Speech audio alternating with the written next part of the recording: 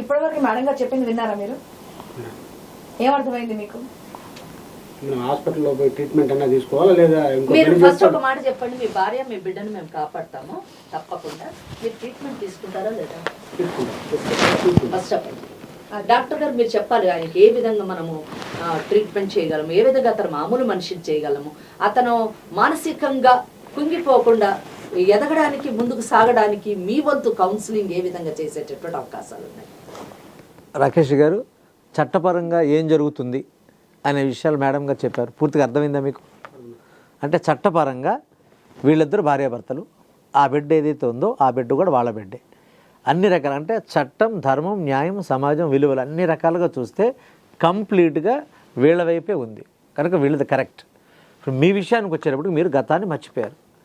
నేను ప్రారంభంలో కూడా చెప్పాను, మీరు గతాన్ని మర్చిపోయారన్న విషయాన్ని మీరు మర్చిపోకుండా గుర్తుపెట్టుకోవడం ఒక మాట అన్నారు. మీకు ట్రీట్మెంట్ ద్వారా మళ్ళీ గతాన్ని గుర్తు చేసే అవకాశం ఉంది. అనవసరమైన అపోహల జోలికి వెళ్ళకండి. ఇక్కడ జరుగుతుంది, ఎందుకంటే ఊరు అబద్ధం చెప్పదు, చట్టం అబద్ధం చెప్పదు, మన చుట్టూ ఉన్న వ్యక్తులు అబద్ధం చెప్పరు. కనుక మీరు దీన్ని జాగ్రత్తగా ఆలోచించి నిర్ణయం తీసుకోండి. కంగారు పడి ఆవేశపడి ఎక్కడ పడితే అక్కడ రాములను మీరు అటాక్ చేయడం కానీ వాళ్ళ మధ్య సంబంధాన్ని మీరు ఇష్టం వచ్చినట్టు మాట్లాడే ప్రయత్నం చేయకండి. ఎందుకంటే ఒక్కసారి ఆలోచన చేయండి. అన్ని విషయాలు ఎంత క్లారిటీ చెప్పారు తెలుసా? అంటే ఈ రకంగా చెప్తే మిమ్మల్ని మీరే స్టేషన్కి వెళ్ళొచ్చు, మీ మీద వాళ్ళు కేసు పెట్టి మిమ్మల్ని జైలుకు కూడా పంపించేయచ్చు. కానీ మీ ఆవిడ గారు చెప్తున్న లెక్క ప్రకారం మీ మీద వాళ్ళు జాలి చూపిస్తున్నారు. మీరు గతాన్ని గుర్తు తెచ్చుకోవడానికి కావాల్సిన అవకాశాలు ఇప్పుడు ఈ మోడర్న్ సైకాలజీ సిస్టంలో ఉన్నాయండి. జాగ్రత్తగా కౌన్సిలింగ్ చేయడం ద్వారా, కొంత ట్రీట్మెంట్ ఇవ్వడం ద్వారా, అలాగే మీరు కూడా నెమ్మదిగా గతాన్ని గుర్తు చేసుకునే అవకాశాన్ని ఇక్కడ కల్పించే అవకాశం ఉంది. దీనికి మీరు అంగీకరిస్తే తప్పనిసరిగా మనం ట్రీట్మెంట్ మొదలు పెట్టచ్చు, మీరు మళ్ళీ గతాన్ని గుర్తు తెచ్చుకోవచ్చు. ఇంకా మేడం ఇంకొక విషయం కూడా చెప్పారు, 17 ఏళ్ల పైబడి మీతో ఆమె కాపురం చేసింది కేవలం 5 సంవత్సరాలు మాత్రమే. ఇక్కడ 17 సంవత్సరాలు పూర్తయింది కనుక పూర్తి స్థాయిగా వీళ్ళిద్దరిని విడగొట్టే హక్కు ఎవరికీ లేదు. మీకు ఇంకా అవకాశం ఉంటే మీ ఊరు వ్యక్తులు, మీ కుటుంబ సభ్యులు మీకు అంగీకారం తెలియజేస్తే మీరు హ్యాపీగా ఇంకో వివాహం కూడా చేసుకోవచ్చు. అర్థమవుతుందా? ఎందుకంటే ఇక్కడ ఇది చట్టరీత్యా ఇది కరెక్ట్, దీన్ని కాదనడం లేదు. ఇంకా ఊరి వాళ్ళందరూ మీ మీద రాళ్ళు విసిరి కొట్టకుండా వీడు పిచ్చోడైపోయాడని జనాలు రాళ్ళు వేసి కొట్టి చంపక ముందే నేను గతాన్ని మర్చిపోయాను, నేను వైద్యం చేయించుకుంటాను, నా మానసిక స్థితి బాగోలేదు, నేను బాగుపడడానికి నాకు అవకాశాన్ని కల్పించమని నువ్వు అడిగితే తప్పనిసరిగా ట్రీట్మెంట్ ఇవ్వడానికి అందరూ సంసిద్ధంగా ఉంటారు. అర్థమవుతుందా రాకేష్ గారు? అంటే సమస్య చాలా ఈజీగా సాల్వ్ చేసుకునేదాన్ని అనవసరంగా మీరు ఒక పిచ్చోడిగా జనంలో ముద్ర పడకండి. ఒక 6 నెలలుగా మీరు వాళ్ళని అలా హింసిస్తూనే ఉండడం, వాళ్ళని కొట్టడం, ఎక్కడ పడితే అక్కడికి వెళ్ళి టార్చర్ పెట్టడం, ఇదంతా అవసరం ఉండేదా? ముందే మీ ఆవిడ చెప్పినట్టుగా హాస్పిటల్కి వెళ్ళుంటే మీకు ముందే తెలిసిపోయేది. నేను ట్రీట్మెంట్ తీసుకుంటాను, నేను చెప్పినట్టు వెళ్తాను. తర్వాత అయినా మా పాపని చూసుకోవడం, పోవడం, రావడం. ఇప్పుడు మీ పాపకి 22 సంవత్సరాల విషయం మీకు అర్థమవుతుందా? మేడం గారు చాలా చక్కగా క్యాలిక్యులేషన్ వేశారు. ఇప్పుడు చెప్పిన వ్యక్తి మామూలు వ్యక్తి కాదు, మీ ఇంటి పక్కనో మా ఇంటి పక్కన ఉన్నటువంటి గ్రామ పెద్దలు చెప్పినవాడు కాదు. న్యాయశాస్త్రాన్ని పూర్తిగా అవగాహనలో తీసుకుని కొన్ని వందల వేల కేసులు స్టడీ చేసిన వ్యక్తిగా ఇలాంటివి చాలా చాలా చాలా చేస్తున్నారు. ఆ అనుభవంతో వారు చెప్పిన విషయం మీకు అర్థమవుతుందా? మిమ్మల్ని ఒప్పించడం మా ఉద్దేశం కాదు, నిజం తెలుసుకోవడం చాలా ఇంపార్టెంట్. సత్యాన్ని ధర్మాన్ని ఎవడో కాదనడానికి లేదు, అది జరిగింది. చట్టరీత్యా ఏం జరిగింది అనే క్లారిఫికేషన్ చాలా క్లియర్గా మేడం గారు మనకి ఇవ్వడం జరిగింది పూర్తిగా. ఎందుకంటే మా మాటలు నీకు అర్థమైనా అర్థం కాకపోయినా మేడం గారు చెప్పిన లెక్క ప్రకారం నువ్వు ఫాలో అయితే హ్యాపీగా ఉంటావు. మేడం చెప్పింది నాకు అర్థమైంది సార్, వివరంగా చెప్పారు సార్ మేడం. మీరు మంచిగా అయిపోతే మీ అమ్మాయి డాక్టర్ చదువుతుంది, చక్కగా నిలబడి పెళ్లి చేసి మీ అమ్మాయి మంచి చెడ్డలు మీరు చూసుకోవచ్చు, ఆ అమ్మాయి కూడా మిమ్మల్ని చూసుకోవచ్చు. మీరు అనుకున్న ట్రీట్మెంట్ చేస్తుంది, నేను ట్రీట్మెంట్ చేసుకుంటాను, కానీ మీరు ఇచ్చే దీంట్లో మా ఆవిడని అతనితో ఉండమంటున్నారు. మరి మా ఆవిడ బిడ్డ లేకుండా నేను ఎలా ఉండాలి మేడం? ఆయన చెప్పిన వర్షన్ కూడా కరెక్ట్, ఎందుకంటే ఆయన తప్పు లేదు. 17 ఏళ్ళు అనేది ఆయన మర్చిపోవడం అనేది. సో ఇంకా బోర్డు అంత జీవితం కూడా ఉంది. సో భార్య ఏమో అక్కడ ఇంకొక పెళ్లి చేసుకొని ఉంది, కూతురు ఇప్పుడు పెద్దది అయిపోయింది. మరి ఇలాంటి కేసుల్లో మరి డాక్టర్ గారు మేడం గారు ఏం చెప్తారు, నేను ఏం సజెషన్ ఇస్తారు? ఈ కేసు ఓపెన్ చేసేటప్పుడే చెప్పాను నేను, వెరీ వెరీ అన్ఫార్చునేట్లీ ఇది విధి వంచితులు ముగ్గురు అని చెప్పాను. ఇందులో ఎవరు తప్పు లేదు, ఎవరేమో అధర్మం లేదా నీతిమాలిన పని చేసేది ఏమీ లేదు. కానీ వాళ్ళ యొక్క ఒక్కోసారి మనం కర్మ సిద్ధాంతాన్ని నమ్మాలి కాబట్టి వాళ్ళ కర్మ ఆ విధంగా వాళ్ళు తీసుకెళ్ళింది అని చెప్పాలి. అయితే మరి నాకు రెమెడీ ఏంటంటే ఫస్ట్ అండ్ ఫార్మోస్ట్ నేను చెప్తున్నాను ఈ కేసులోని 100% ఐఎమ్ ష్యూర్ ఆయన ఒక్కసారి మెడికల్గా ఫిట్ అయినప్పుడు ఆయన గతం ఆయన గుర్తొచ్చినప్పుడు ఆయన 100% ఆలోచిస్తారు. 17 సంవత్సరాలు లేనటువంటి నేను లేనప్పుడు నా భార్య అనాథైపోయింది. అదే ఆమెకి నిజం చెప్పాలంటే రాములు అనేటటువంటి వ్యక్తి ముందుకొచ్చి పెళ్లి చేసుకోకపోతే ఆ అమ్మాయి పరిస్థితి ఏంటి అంటే మంచి వయసులోని 21 ఏళ్ళ వయసులో 22 ఏళ్ల వయసులో ఉన్నటువంటి ఆడపిల్ల 17 సంవత్సరాలు ఒంటరిగా బతికేటటువంటి అవకాశం ఉంటుందా? ఉండదు. అన్నిటికంటే 5 ఏళ్ల పిల్ల ఈరోజు డాక్టర్ చదువుతుందంటే ఆ రాముని యొక్క అండదండలు ఎంత ఉండి ఉండొచ్చు, ఆయన సహృదయత ఎంత గొప్పదై ఉండొచ్చు. ఇటు భార్యకి ఆయన ఒక జీవితాన్ని ఇచ్చాడు, ఆ బిడ్డను కూడా సమాజంలోని ఒక ఉన్నత స్థానానికి తీసుకురావడం. తన బిడ్డ కాదు, తన రక్తం నుంచి పుట్టినటువంటి బిడ్డ కాదు, కాకపోయినా కూడా పెంచాడు అన్న విషయం ఆయనకు అర్థమైన రోజున రాములు చేతులెత్తి దండం పెడతాడు.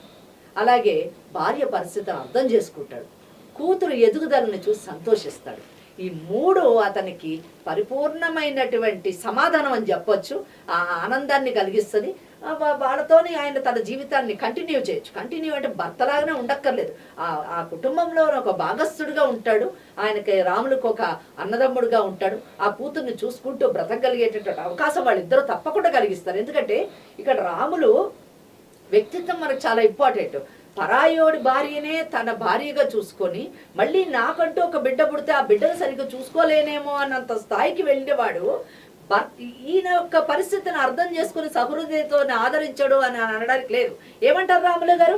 ఆయన బాగా అయ్యి మీ ఇంట్లో ఉంటే అంటే ఆమెకు భర్తగా కాదు, ఆయన మీ ఒక అన్నదమ్ముడిగా మీతో ఉంటే మీరు కాదని అన్నారు కదా. ఎందుకంటే తన బిడ్డను చూసుకుంటూ ఉండాలి కాబట్టి ఉంటాడు. మీరు ముగ్గురు కలిసి అమ్మాయి పెళ్లి చేసి అమ్మాయి బాగోగులు చూసుకుంటూ మీ జీవితాన్ని గడిపేటటువంటి అవకాశం తప్పకుండా ఉంటుంది.